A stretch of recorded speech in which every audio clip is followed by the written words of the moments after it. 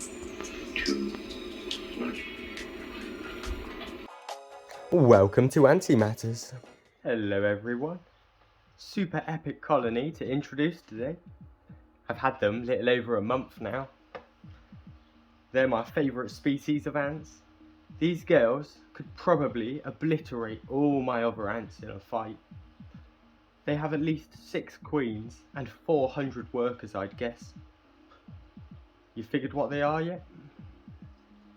These bad girls are Myrmica rubra. Woo! After having multiple lovely calm colonies with friendly workers, I finally picked up a bunch of evil bitches. They're probably mad at me for taking them. These ants were found near my house while pulling up weeds. I had just decided to release the big tank, so I took these. It was fate. It beats them dying. They were going to get sprayed soon. Normally, I just relocate colonies, I find, but this was a naughty exception. Wild rubras are very healthy and numerous in my area though. I always try to take responsibly from nature. So I put them in a DIY setup I made during a live stream. It has a gypsum base with an aerated concrete tube tower with 3 test tubes. It's worked really well to be honest, and the rubras are flourishing inside.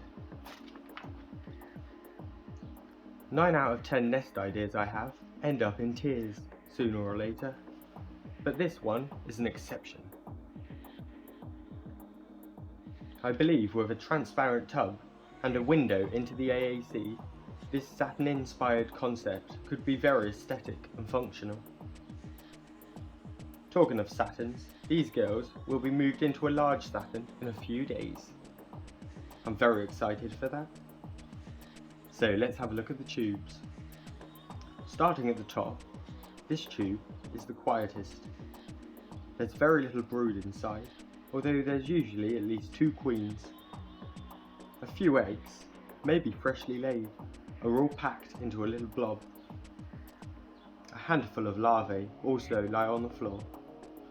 There's a little action though. It's like a countryside village up here. Down a tube, we see the main bulk of the larvae. Big ones, small ones, take your pick. A beautiful mat of them covers the floor, which shows me nicely they're progressing. They had 0 brood when I got them, so it's all laid since they arrived.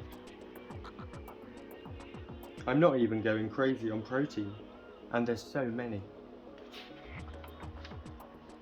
This is one of the factors that makes this species number 1 in my opinion. They love their huge mats of brood. It can massively outnumber the colony's worker count, and it leads to massive booms in population, like massive, hundreds to thousands in a single wave. Down again to the bottom tube. In here is the super wave I'm talking about. In the tube above there was a healthy 100 larvae I'd say, but they're going to be dwarfed in numbers by this batch of eggs. An unaccountable mess of eggs and young larvae line the floor. I've never seen an explosion in slow motion of this magnitude before.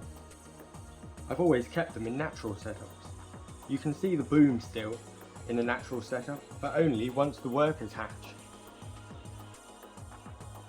They'll 100% outgrow this setup in weeks now, and are already overly cramped in the outworld. I'm really looking forward to a satin. Rubras are such a wonderful species. They have been excellent guides on my journey so far. Although sadly departed now, Queen of Queens was my favourite ant ever, and made these my all-time favourite ants. She inspired me to buy mini rubras, aka Tetramorium bicarinatum. They're number 2 on my list as well, because they're mini rubras. Of favourite ants? Number 3 is leaf curls. Back to the ants though, these girls will be in a grand tour video coming soon.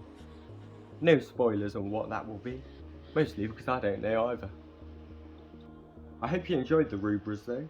Have a fabulous week. I'll see you next time, and bye!